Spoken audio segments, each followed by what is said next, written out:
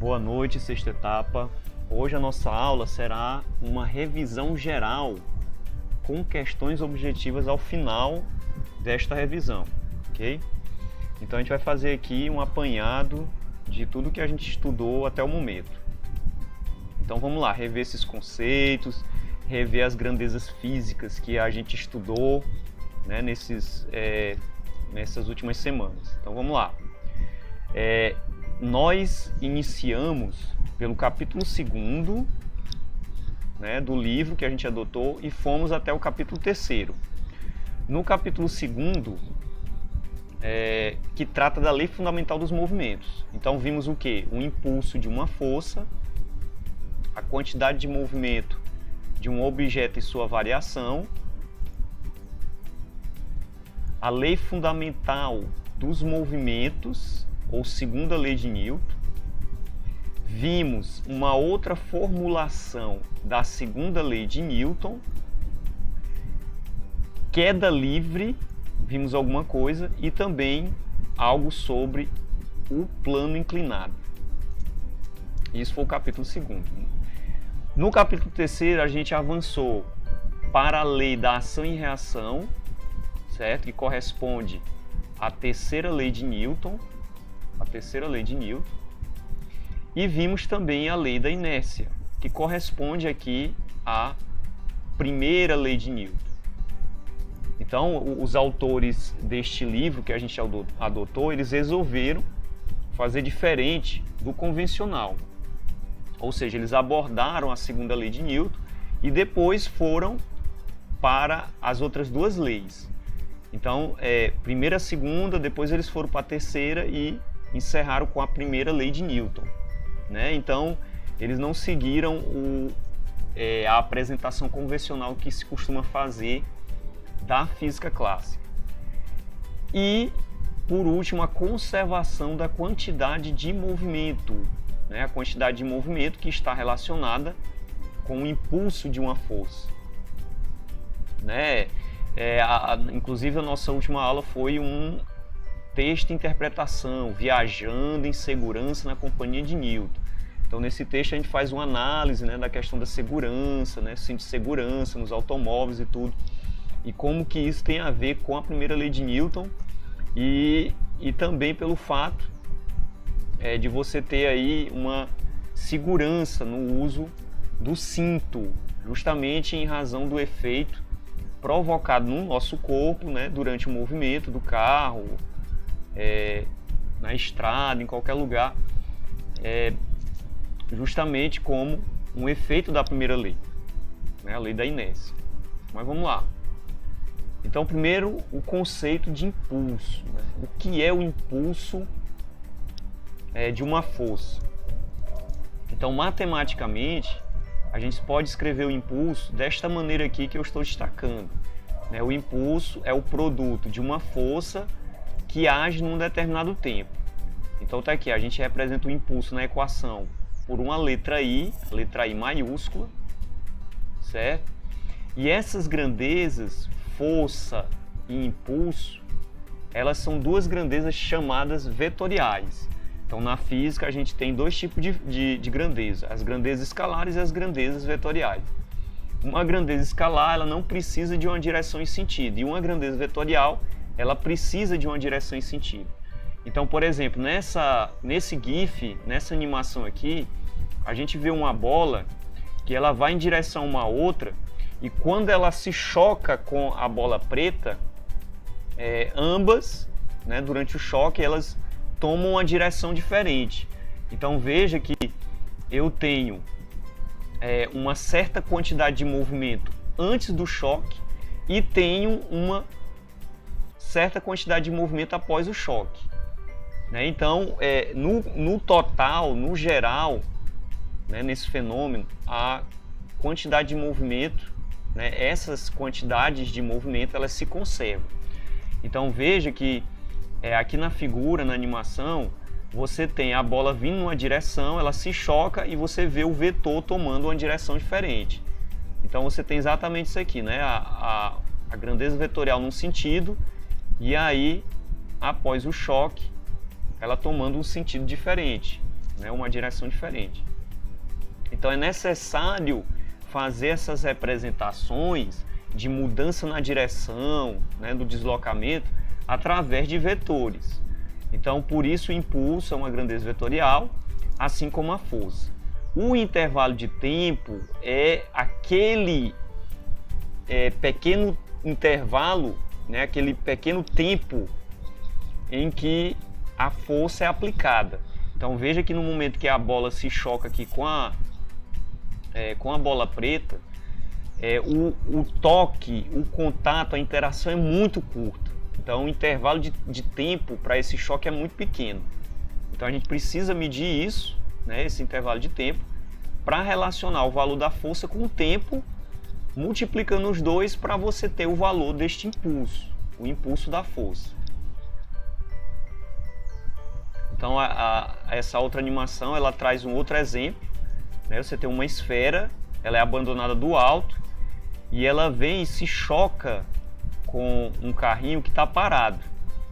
Então você tem antes uma quantidade de movimento que é zero, e zero para o carrinho, e depois você vê essa quantidade de movimento sendo transmitida para o carrinho, né, durante a interação. Então aí um outro exemplo para ilustrar. Então o impulso de uma força é essa grandeza que vai medir essa interação, certo? Ou a ação da força no tempo. Já a quantidade de movimento, né, de um objeto, ela seria uma outra grandeza. Porque poderíamos perguntar se a massa interfere na quantidade de movimento, né? E a gente viu que interfere fisicamente a quantidade de movimento, que a gente vai representar por uma letra, a letra Q da palavra quantidade. A quantidade de movimento de um objeto em cada instante corresponde ao produto de sua massa por sua velocidade. Então, se eu quiser determinar essa quantidade de movimento para um objeto, a gente vai pegar a massa desse objeto e multiplicar pela velocidade que ele tem. Então isso aqui vai me dar a quantidade de movimento para aquele objeto. Então veja, assim como o impulso, a quantidade de movimento também é uma grandeza vetorial. Veja que a gente representa a grandeza vetorial com uma seta aqui em cima daquela letrinha que representa a grandeza na equação. Então, assim como o impulso, a quantidade de movimento é uma grandeza vetorial, pois ela é obtida com o produto de uma grandeza vetorial, no caso a velocidade, por uma grandeza escalar, que é a massa. Então é tal como acontece com o impulso. O impulso é uma grandeza vetorial porque você vai estar multiplicando uma grandeza vetorial com uma grandeza escalar, né, que no caso do impulso seria o tempo. No caso da quantidade de movimento, essa grandeza escalar seria a massa. Veja que a massa ela não tem uma setazinha aqui em cima dela, então isso indica que ela é uma grandeza escalar, ou seja, ela não precisa de direção e nem de um sentido para ficar totalmente caracterizada. Por isso disse que a massa é uma grandeza escalar, assim como o tempo. Então novamente aqui o exemplo, né, do carrinho, ele é impulsionado aí por essa esfera, que desce colidindo com ele e transferindo essa quantidade de movimento para ele. Então a gente tem duas situações aqui, ó. Antes do choque, né, do choque, tá lá a esferazinha parada, o carrinho parado. E temos uma situação depois do choque. Então depois do choque, você vai ter a quantidade de movimento somente para o carrinho, certo? Antes do choque, a gente vai ter uma quantidade de movimento para a esfera. Então aqui um outro exemplo, né? A gente tem um caminhão e tem esse carrinho. O carrinho se choca com o caminhão. Então veja, ó, aqui a gente tem alguns valores, né? Por exemplo, a massa do carro, 1000 kg, ou seja, 1 tonelada. É a velocidade que ele tem antes do choque. Antes do choque, o carrinho tem uma velocidade de 20 metros por segundo. qual é a quantidade de movimento do carrinho? Então, antes do choque, vejam, é 1000 vezes 20. Então, antes do choque, a quantidade de movimento do carrinho é 20.000, certo? Para o caminhão, antes do choque, ó, veja, a quantidade de movimento é 0, porque ele não tem movimento ainda, certo? E a velocidade dele é 0. Mas olha qual é a massa do caminhão, 3.000 kg, 3 toneladas. Então, o que acontece aqui? Ó? Quando o carrinho se choca com o caminhão, você veja que ele retrocede, ele recua, né, no sentido contrário. Então, o carrinho choca e aí ele recua. Veja que a quantidade de movimento dele, uma parcela dela é transmitida para o caminhão. Veja que o carrinho perde uma parte dessa quantidade. Então ele passa a se mover, né, no sentido contrário, com uma quantidade de movimento de 10.000, ou seja, a metade do que ele tinha, né? Já o caminhão, ele se move com uma velocidade de 10, né, para adiante, e a quantidade de movimento dele é de 30.000, ou seja, você vai pegar os 3.000 de massa que ele tem e vai multiplicar por 10, que é a velocidade que ele adquire após o choque. Então aí ele vai ter uma quantidade de movimento de 30.000. Então, se eu somo essas quantidades de movimento antes e depois, elas vão me dar o valor 0. Ou seja, a quantidade de movimento total ela se conserva, mostrando que a quantidade de energia, né, durante o choque, ela se conserva, certo? Então existe uma simetria aí no problema. Quer dizer, a quantidade de movimento que um corpo tem, ela é uma grandeza conservativa, tal como acontece com a energia. Ou seja, são princípios que a gente estuda na física que se conservam no universo, né? A quantidade de movimento, a quantidade total de energia de um sistema, né, são conservativos, se conservam.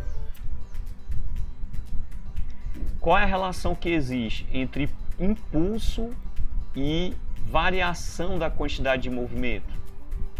Então a gente tem aqui um pequeno box que a gente fez um recorte aí do livro que vai trazer essa informação. Então vejam, a segunda lei de Newton estabelece um vínculo entre a intensidade da força e seu tempo de aplicação sobre o objeto e a variação da quantidade de movimento. Então veja que a gente está tratando aqui da segunda lei de Newton. Então é possível escrever a segunda lei de Newton, equacionar a segunda lei de Newton, relacionando a força, né, que está atuando sobre um objeto para fazê-lo se mover, com a quantidade de movimento que aquele objeto tem.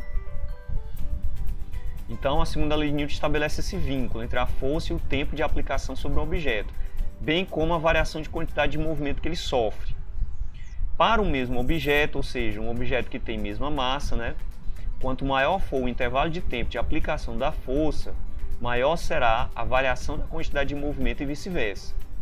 De maneira semelhante, para uma mesma variação da quantidade de movimento, quanto mais intensa for a força aplicada, menor será o tempo de aplicação da força e vice-versa. Essas ideias estão resumidas na expressão. Então veja, essas duas relações, ou seja, a relação que você faz com o impulso e a variação na quantidade de movimento, ela é resumida nesta igualdade aqui, ó. Ela expressa um teorema importante que vai relacionar essas duas grandezas. É o teorema energia-impulso. Então ele está relacionado aqui nesta igualdade. Então é simplesmente a igualdade entre impulso e variação na quantidade de movimento. Então isso é uma expressão importante, porque a partir dela a gente pode formular uma outra equação para a segunda lei de Newton. Então veja, o produto da força pelo tempo de aplicação é chamado impulso.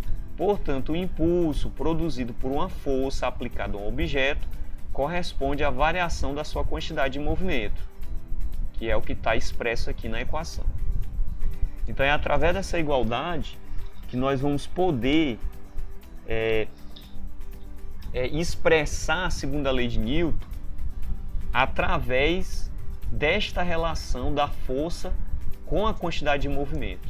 Então está aqui o Newton, né, o grande físico inglês aí do século 17, e a lei fundamental dos movimentos, ou segunda lei de Newton, né, ela pode ser expressa desta maneira, né? A força é igual à variação da quantidade de movimento pelo intervalo de tempo em que essa força atua. Então essa é a lei fundamental dos movimentos, ou segunda lei de Newton. Então veja que ela foi derivada lá daquele teorema, né? Você pega o impulso,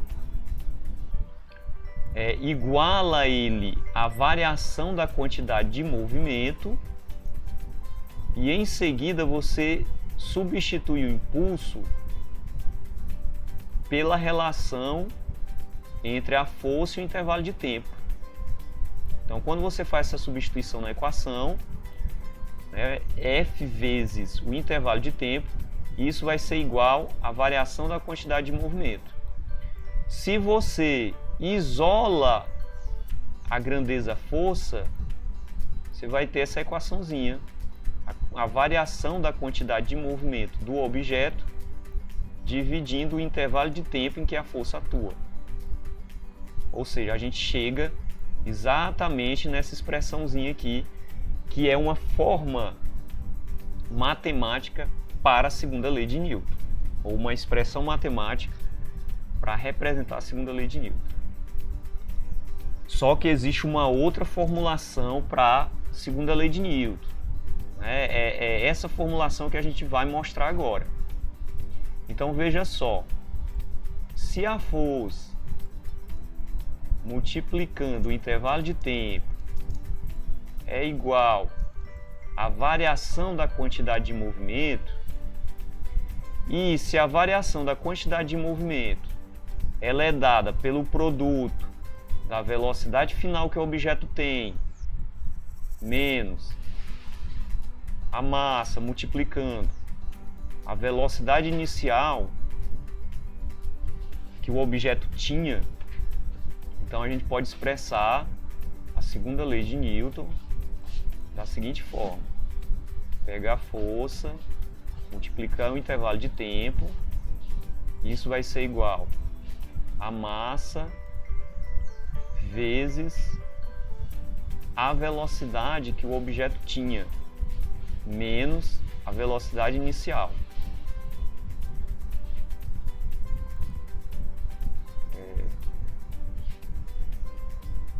Menos a velocidade inicial. Então eu vou colocar isso aqui entre parênteses, porque nos dois termos a massa está presente. Então aqui ao final a gente vai ter força vezes intervalo de tempo, que é igual a massa vezes a velocidade menos a velocidade final menos a velocidade inicial, expressa a variação de velocidade. Então eu posso escrever esse parênteses como sendo ΔV. Se eu jogo ΔT para cá, ou seja, se eu isolo F, eu vou ter essa expressão escrita assim: massa multiplicando a variação da velocidade sobre o intervalo de tempo. Então essa variação de velocidade sobre o tempo, isso aqui vai dar a aceleração do objeto. Então a gente pode escrever a segunda lei de Newton como sendo força igual a massa do objeto vezes a aceleração. Então essa é uma outra maneira de escrever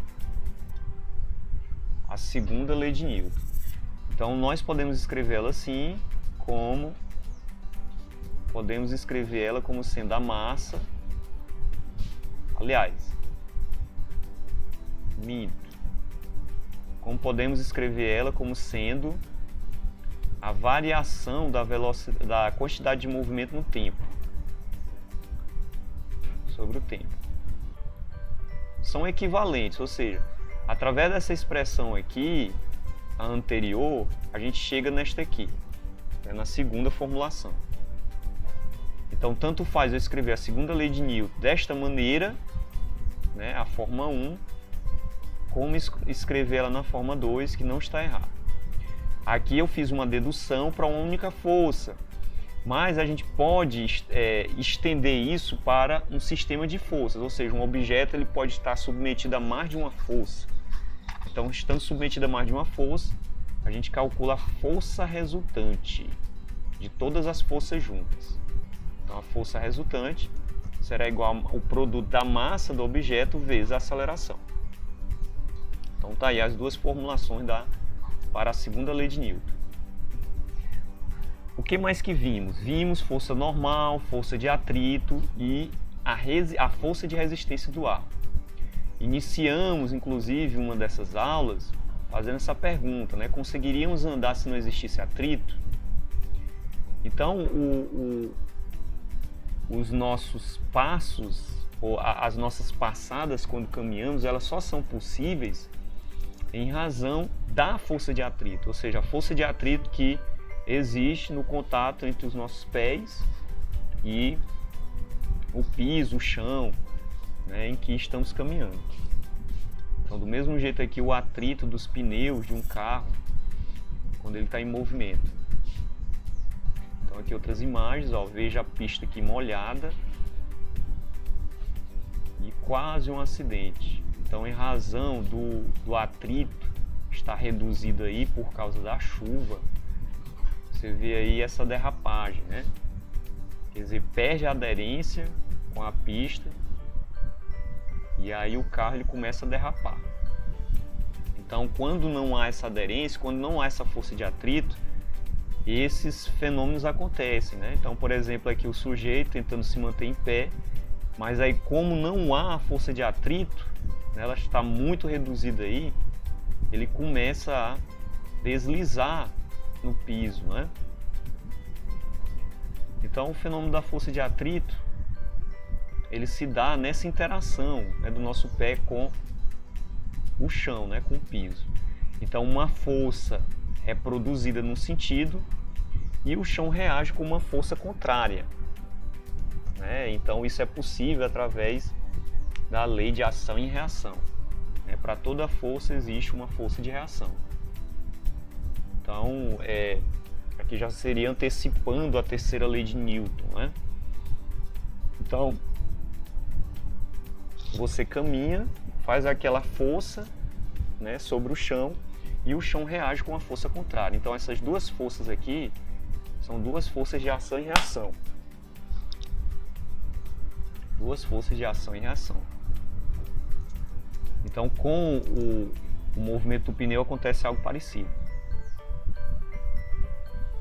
Nessa figura a gente tem uma animação mostrando como que a força, uma força aplicada no objeto, ela varia em função da força de atrito.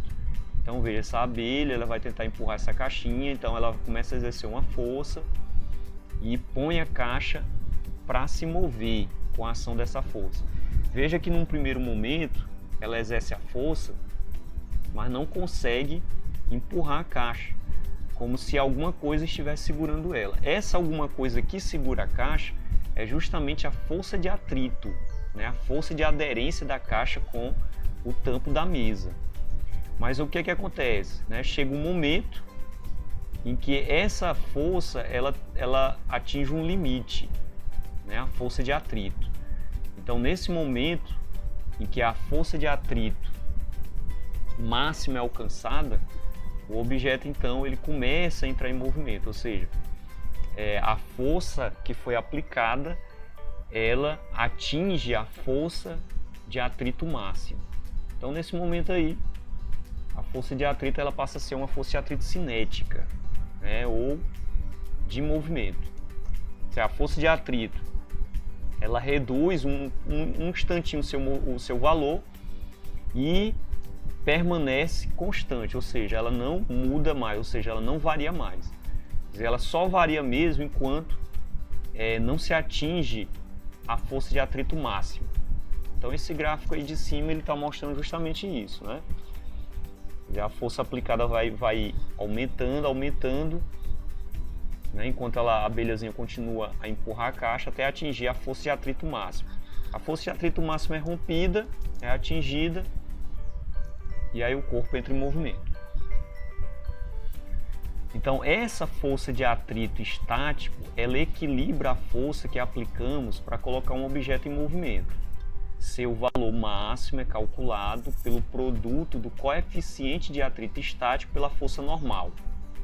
Então essa equação, ela nos fornece uma maneira de determinar essa força de atrito. Você vai pegar o coeficiente de atrito e vai multiplicar pela reação normal do apoio.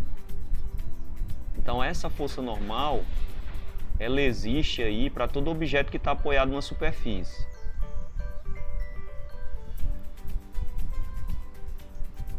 Então o objeto que está na superfície, ele tem um peso, surge essa força normal, que é uma força de reação, a força que o objeto exerce sobre a superfície, e a força de atrito, ela vai depender dessa força normal, certo? Essa força de normal, que é uma força contrária à força que o objeto exerce sobre a superfície.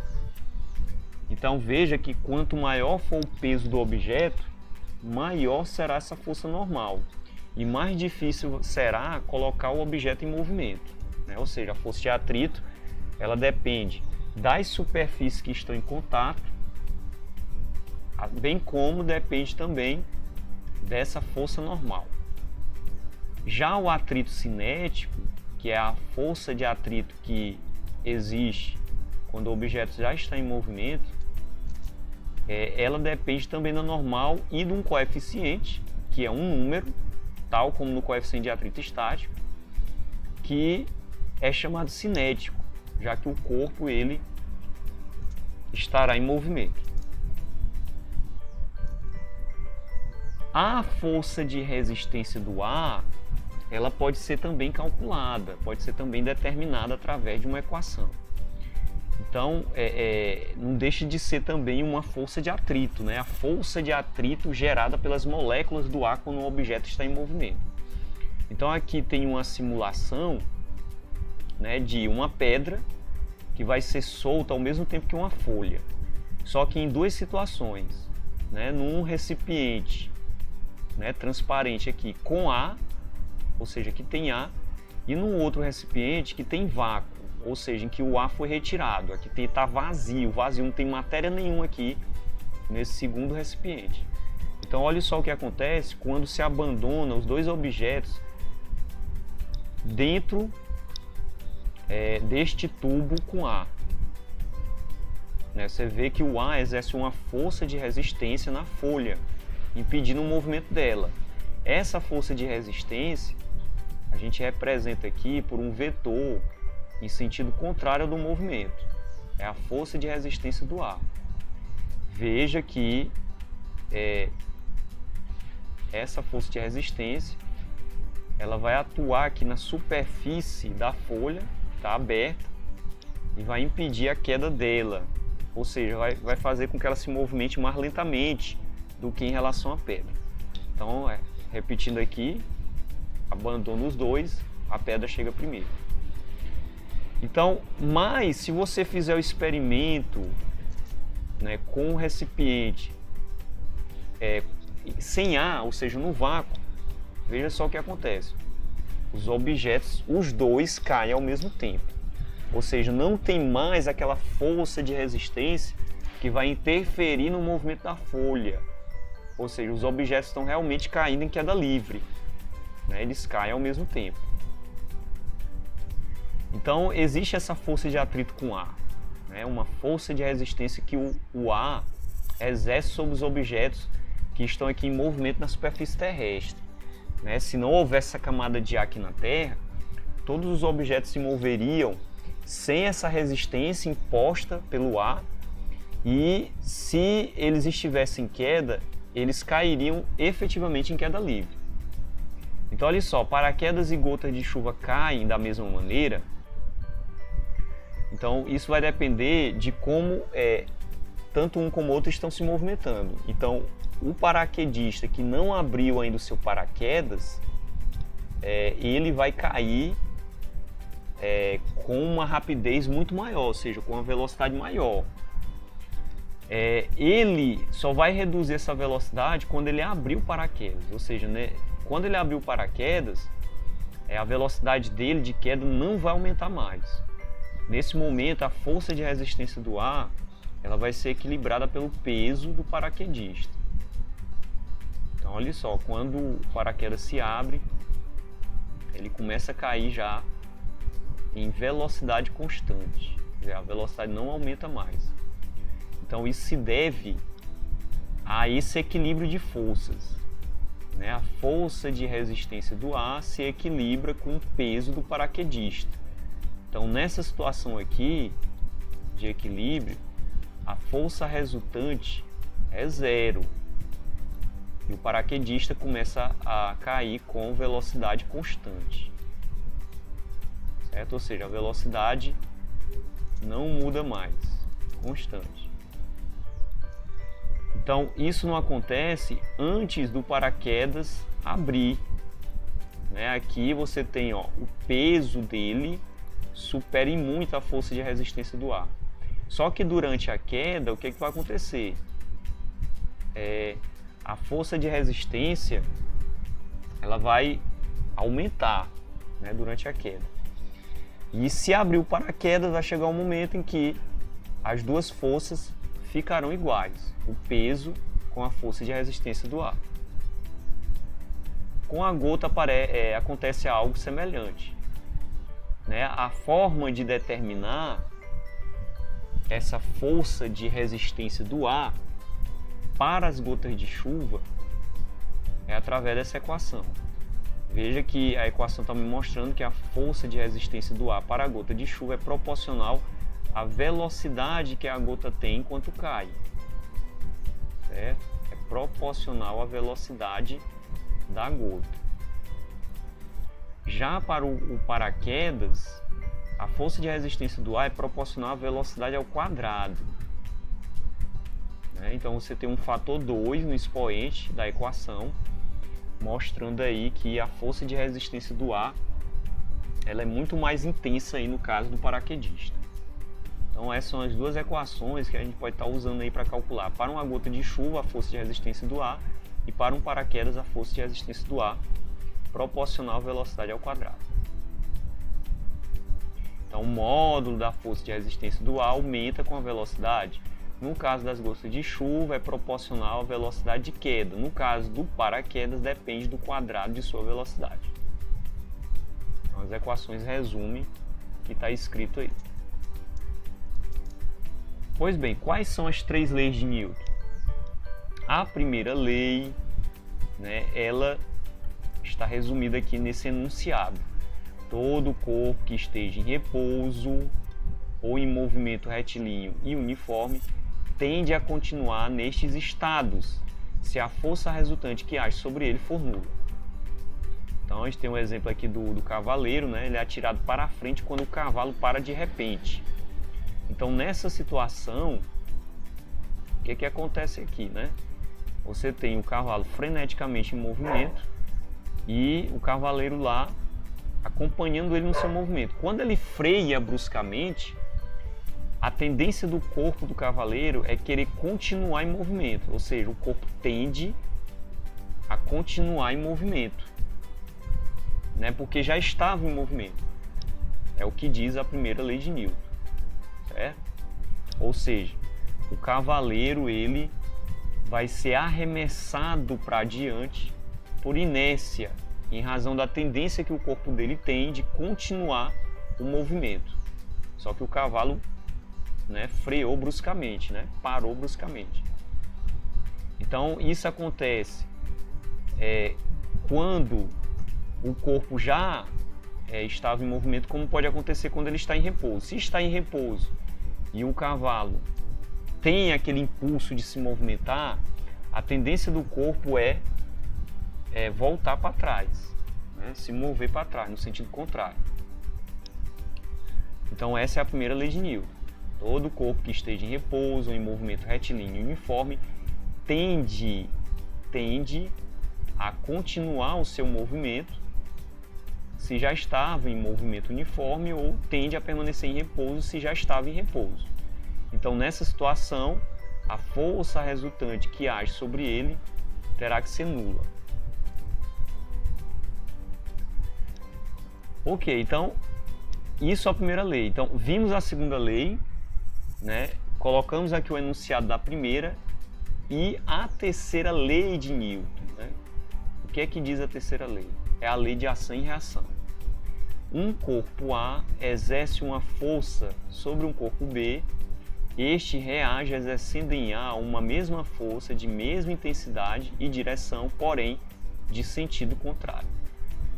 Então isso está representado aqui nessa animação. Você tem aí uma bola de canhão, né? uma bala de canhão, e quando a bala é disparada, você vê que uma força contrária de reação surge sobre o canhão. Então a bala ela é disparada com uma força F,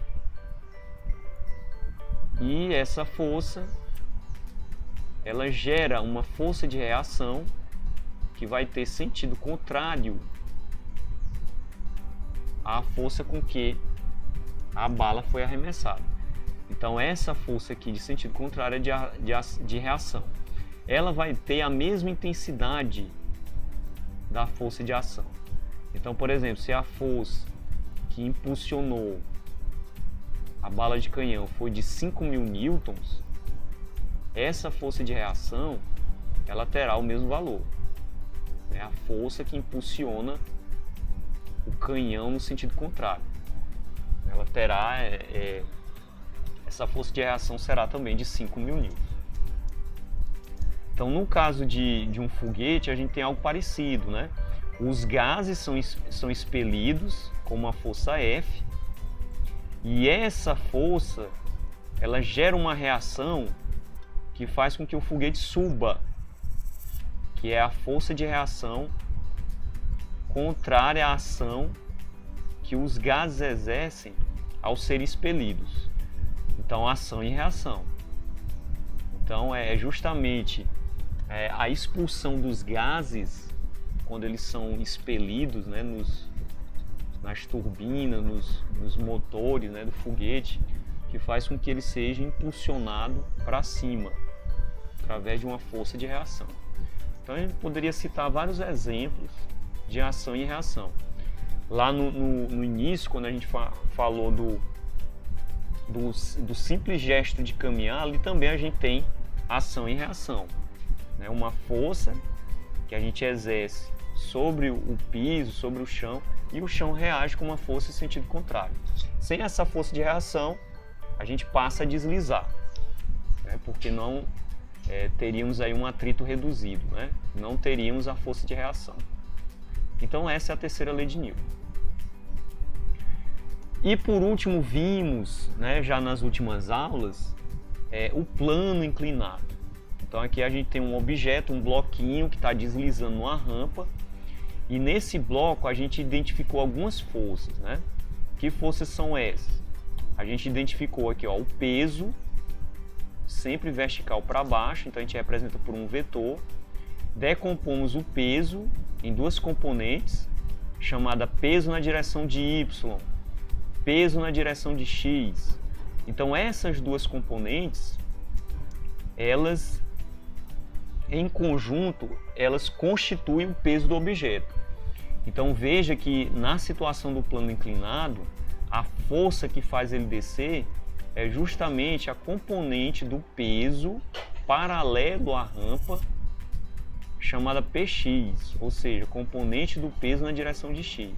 É essa componente que faz o objeto descer aqui na rampa, no plano inclinado. Como é que a gente determina essa força aí? É uma força. Então é ela que faz ele descer. E como é que a gente determina essa força? Aplicando a segunda lei de Newton. Força resultante é igual a massa vezes a aceleração que o objeto tem ao descer o plano.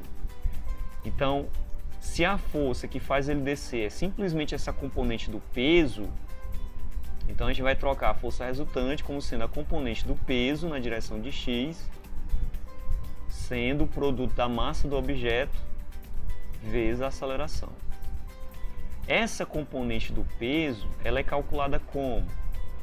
Ela é calculada pelo valor do peso multiplicando o seno do ângulo de inclinação da rampa, ou seja, no caso aqui o seno de alfa. Então essa componente escrita dessa maneira, ela vai me dar o valor, por exemplo, se eu quiser calcular da aceleração que o objeto tem ao descer o plano. Então aqui é simplesmente um uso que a gente faz da segunda lei de Newton aplicada ao plano inclinado. Então aqui nessa outra animação, essa aqui de cor verde, a gente já vê aí o valor da componente. Veja que ela está escrita já com o valor que a gente apresenta aí na equação. Massa vezes a gravidade vezes o seno do ângulo. Certo? Então eu vou apagar aqui para ficar mais visível. Então tá aí o destaque, ó. Veja que essa componente do peso, aí na animação ela está escrita como sendo a massa vezes a gravidade vezes o seno do ângulo, certo? Vezes o seno do ângulo. Então essa componente Px, ou seja, a componente do peso na direção de x, ela é calculada por essa expressãozinha, certo? Isso é o plano inclinado. Ok, então chegado aqui a esse final, a gente vai deixar essa tarefa com essas perguntas que eu vou querer que vocês respondam e me enviem para a nossa turma de suporte no WhatsApp, certo? Então essas questãozinhas vocês vão responder de conformidade com as aulas, né, de acordo com essa revisão que a gente fez agora. E você pode também pegar o texto no livro, né, procurar o capítulo 2 e 3, e aí fazer uma releitura, né, para poder responder essas questões. Vocês vão responder, né, vão tirar uma foto das suas respostas, e aí vão me enviar lá para o grupo, ok? Então as perguntas: o que significa dar impulso em uma bola de tênis? Então vocês vão responder aqui, né? Coloca aí umas 5 linhazinhas, responde de acordo com o que a gente estudou. A outra pergunta: a massa interfere na quantidade de movimento? Né? Aí você vai responder sim ou não e vai justificar. Então não é só para responder sim ou não, né? Aqui você vai ter que justificar, né? Por que interfere, né? Qual é a relação matemática ou qual é o princípio físico que você vai dar a justificativa, né, para isso. Aí a outra pergunta: o que provoca alteração na quantidade de movimento? É possível viajar de avião no vácuo? Aqui você vai responder baseando-se no que diz a terceira lei de Newton, certo? A terceira lei de Newton. Será se é possível, sem a presença do ar, né, já que é o vácuo, terceira lei de Newton, será se é possível fazer essa viagem de avião no vácuo? Certo? Então você vai responder de acordo com a terceira lei de Newton e também de acordo com a ação dessas forças que atuam em objetos, por exemplo, que se movem na presença do ar, né, num ambiente com ar, que tem matéria, né? Então vocês vão tentar responder isso aí. É possível viajar de avião no vácuo? A outra questão: é necessária a ação de uma força para manter o movimento? Então aqui novamente você vai usar uma das 3 leis de Newton para justificar, certo? Então tentem responder essas questões e ao final vocês tiram uma foto, depois ou um print e me enviem lá para o grupo, certo? E não esqueça de colocar o nome se identificando, ok? Então por hoje é só.